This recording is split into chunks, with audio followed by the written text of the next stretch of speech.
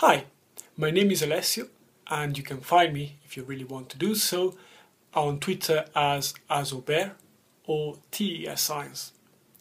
The good news is that you're not going to see my face much longer, and the even better news is that I'm going to show you a few mind mapping tips that I wish somebody had shared with me at the start of my teaching career, and that have really transformed the way I think and the way I work.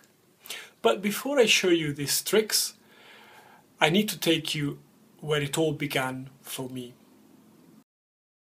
You see, for years I thought I could mind map effectively and that I was teaching my learners how to create good revision mind maps. But the sad truth is that I had never really mind mapped. Let me show you an example. This is something I used to do with my learners. I would give them the template for this proto mind map and ask them to fill in the bubbles. Then I would reveal my version and we would compare. Don't take me wrong, this is already way better than traditional note-taking, as you have many aspects that make a good mind map. For example, there are plenty of images, links between concepts, etc. But the main problem is that there is too much writing in the form of linear notes in those bubbles.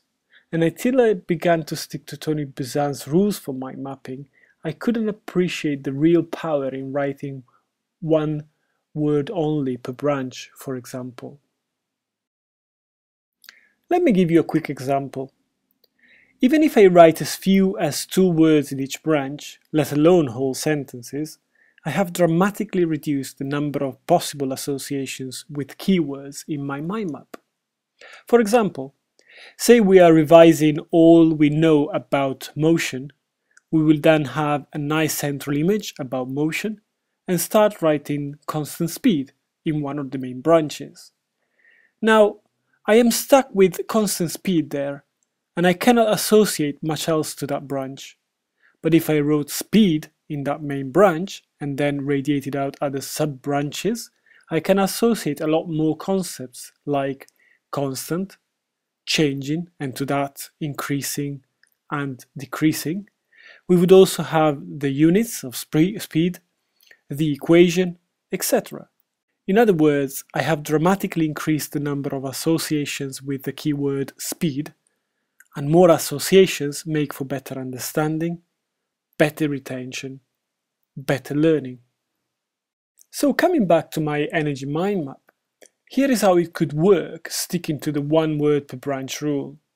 First of all, the branches are not cluttered with words anymore, and I can also use the shape of the branches to add emphasis to the concepts I am consolidating.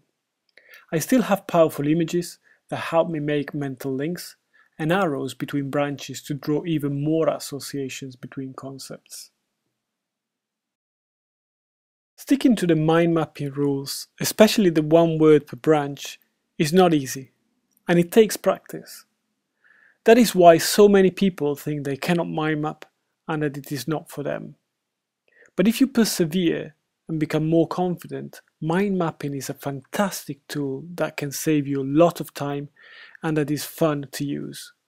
Mind mapping software like iMindMap, the one I'm using in this video, can help your learners warm up to the process a lot quicker, because the ability to change branches and to add images from the internet will appeal to most pupils, even those who don't like drawing.